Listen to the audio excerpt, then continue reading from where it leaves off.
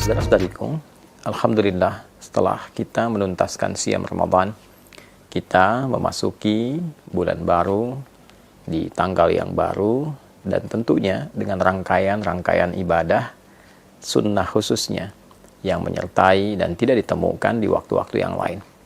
Syawal adalah bulan spesial saat hari pertamanya selain melepaskan kita dengan rangkaian ibadah Ramadan, juga menghadirkan rangkaian ibadah sunnah-sunnah yang hanya ditunaikan di waktu itu saja.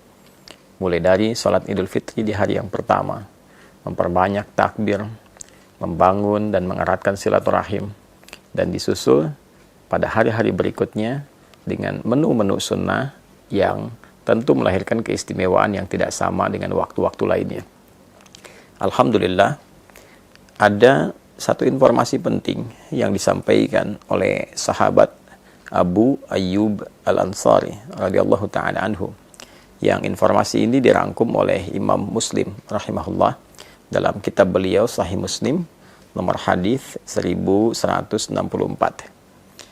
Informasi ini bersambung hingga ke Rasulullah SAW saat beliau bersabda, "Man shama Ramadana wa atba'ahu sittan bin Syawal faka'annama yasumud dahra." Siapapun yang menunaikan puasa Ramadan. Ingat, puasanya dirangkaikan dengan apa? Ramadan. Man shama Ramadana. Siapapun yang menunaikan puasa Ramadan. Thumma atba'ahu sittan bin Syawal. Lalu diikuti dengan menunaikan puasa sunnah di bulan Syawal sebanyak 6 hari. Nah, 6 hari ini bisa dilakukan berturut-turut. Misal, Anda memulai, misalnya ada yang bahkan sudah di hari ini, di hari Senin. Ada yang memulai di hari Selasa atau Rabu misalnya. Silahkan. Bisa dilakukan berturut-turut. Kalau Anda mulai di hari Senin, saat ini sudah dilakukan misalnya, alhamdulillah, maka Senin, Selasa, Rabu, Kamis, Jumat, Sabtu. Ada yang melakukan di hari Selasa misalnya, ya, bisa Anda lakukan di Selasa, Rabu, Kamis, Jumat, Sabtu, Ahad. Ini yang berturut-turut. Tapi kalau Anda pun menginginkan waktunya terpisah karena ada kegiatan-kegiatan lain yang tidak bisa ditinggalkan, misalnya membangun silaturahim, ada acara halal bihalal yang mempertemukan banyak kalangan untuk mengeratkan kembali silaturahim, membangun ibadah sosial yang tingkatannya juga cukup tinggi, maka boleh dijeda yang kemudian Anda bisa dilakukan misalnya kesempurnaannya sampai bahkan terbentang di akhir Syawal. Jadi jika Anda memulai misal di tanggal yang ketiga, maka 3, 4, 5. Saat tanggal 5 ini, misalnya ada satu undangan khusus yang tidak bisa Anda hindari, dan untuk menghormati itu, ada hidangan-hidangan yang dapat dinikmati bersama. Maka Anda bisa jeda dulu, lalu Anda lanjutkan di tanggal yang berikutnya. 5 misalnya jeda, 6, 7, 8, dan seterusnya sampai 6 hari. Atau juga mungkin di sela-sela itu ada yang terjeda, ya, yang penting Anda mengambil, tidak harus berurutan, ya, berurutan tadi dilakukan baik, tidak berurutan pun tidak ada masalah. 6 hari itu. Jika bisa dilakukan, maka faka'annama yasumu ad-dahra. Maka seakan-akan orang yang menyempurnakan puasa Ramadan ditambah dengan 6 hari di bulan Syawal itu, faka'annama yasumud dahra, seakan-akan dia menyempurnakan puasa sepanjang tahun. Ada sebagian ulama yang melogikakan dengan menghitung, dengan pendekatan jika kita menunaikan puasa di bulan Ramadan selama sebulan, baik 29 ataupun 30 hari. Dikalikan setiap harinya 10 kebaikan. Dasar hukum 10 itu bisa diambil misalnya di Al-Quran, surah yang ke-6, Al-An'am ayat 160. Man jaa'a bil hasanati falahu asyru amthaliha. Siapapun yang menunaikan perbuatan baik yang bernilai ibadah, maka dia mendapatkan padanan pahala. Setiap ibadah itu setidaknya 10 kebaikan. Ini ya. Jadi kalau satu pekerjaan baik, nilainya paling sederhananya, paling kecilnya ada 10, maka dikalikan dengan 10 itu. 29 atau 30 hari dikalikan 10. Maka didapatkan 290 atau 300. Lalu 6 dikalikan dengan 10, maka didapati 60. Jika Anda jumlahkan 290 tambah 60, ambil yang paling terkecil ya misalnya, maka mendapatkan 350. 350 ini kalau pendekatannya bulan Hijriyah, bukankah sangat mendekati hitungan setahun secara umum ya kan? 350 sekian.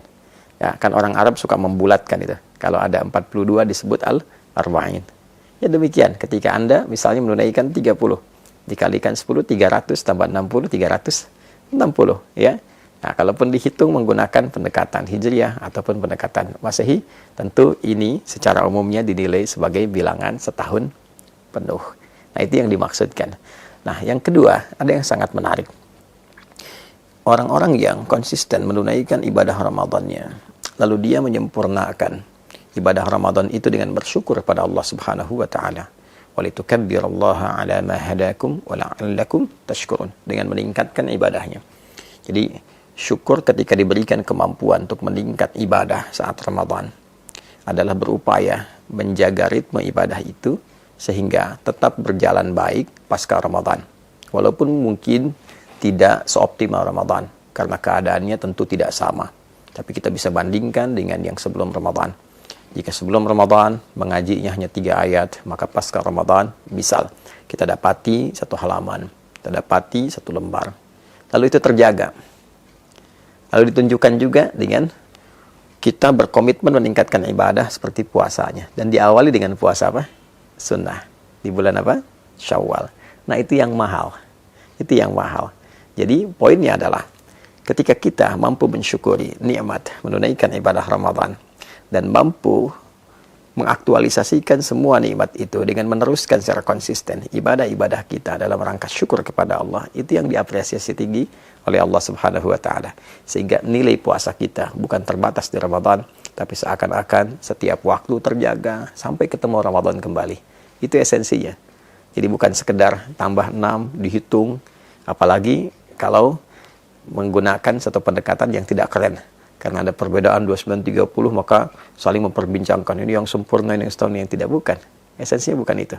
Esensinya bagaimana kita bisa menjaga spirit Ramadan kita sehingga berlangsung secara kontinu sampai dengan akhir di bulan Ramadan itu, terus berlanjut 11 bulan berikutnya sehingga terjaga kondisi spiritualitas kita seakan-akan kita dalam kondisi puasa selama setahun.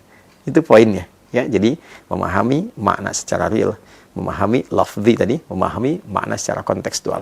Ada yang tekstual, ada yang kontekstual. Kalau kita padukan keduanya secara tekstual, pahalanya seakan-akan didapati selama setahun.